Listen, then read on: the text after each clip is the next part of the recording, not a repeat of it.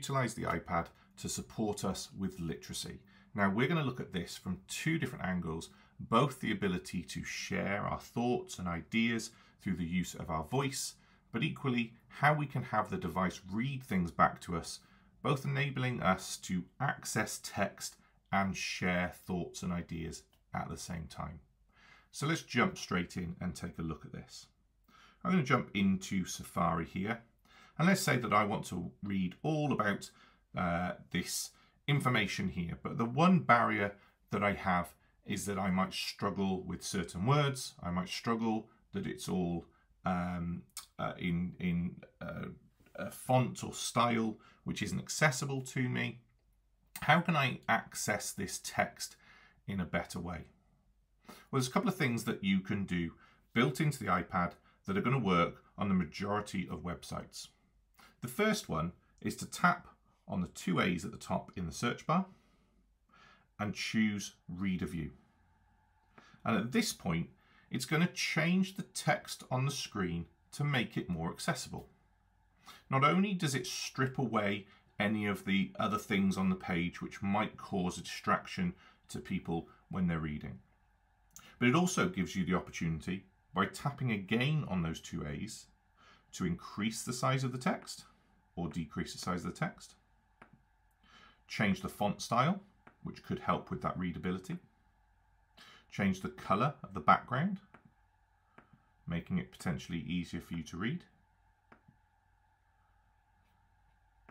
and all of the content stays where you need it. So anything that was part of that website for you to read stays on the page. Now I can hide that reader view as well. You'll see that's the same content that was written in here. And I can equally just make that text bigger in its original format as well. So there are lots and lots of opportunities here to support you when you want to read something. Now, if reading is the issue, but literacy is all about that ability to be able to read and write and access things, we also have the opportunity to select the text and choose that text to be spoken back to us. Now, I'm just going to highlight this now. And you'll notice on the screen that you can see the text moving across, highlighted as each of those words is being spoken. Now, this is something that needs to be switched on as part of an accessibility setting on the device. And once it's switched on, you can utilize this on any text on the device. So let's go ahead and jump into Settings on the device. Go to Accessibility and go to Spoken Content. And you'll notice here I have Speak Selection switched on my device. When I switch it on, you'll notice another option appears, which is called Highlight Content. And this is where I had the words highlighted as they were being spoken through, and I chose mine to be the colour purple. You can choose yours to be whichever colour you want out of the list. And you can also choose whether you want it to highlight words, sentences, or both whilst it's being spoken through. Once that's set up on the device, that applies to absolutely any content, whether it's on a website, whether it's in a document, or even through the camera being able to scan live text. So we've now seen how we can access written text on the device, but let's now also have a look at how we can utilize our voice to add our text. Literacy is all about the ability to develop that language skill. But what if that barrier is your inability to spell words, your inability to understand all of the vocabulary that you might need for something in a written form, but you understand it perfectly well to be able to say those words? Well, let's jump into notes here just to demonstrate this. I'm going to start a new note on the device.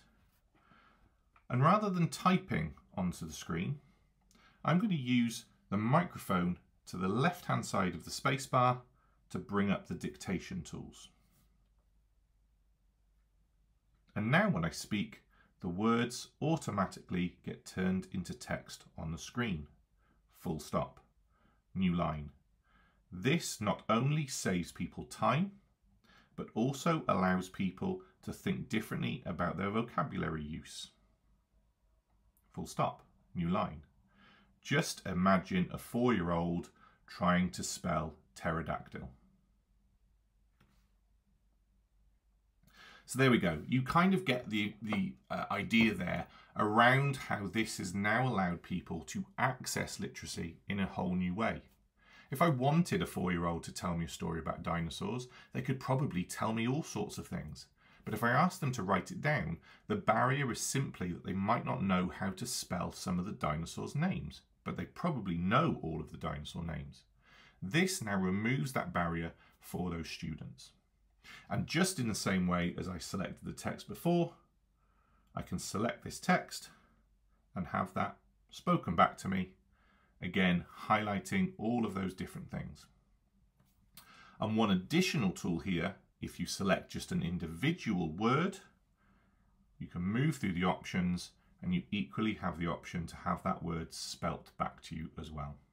Again, supporting literacy development and independence in our young learners, as well as students exploring new vocabulary as they develop through school and start to explore new content.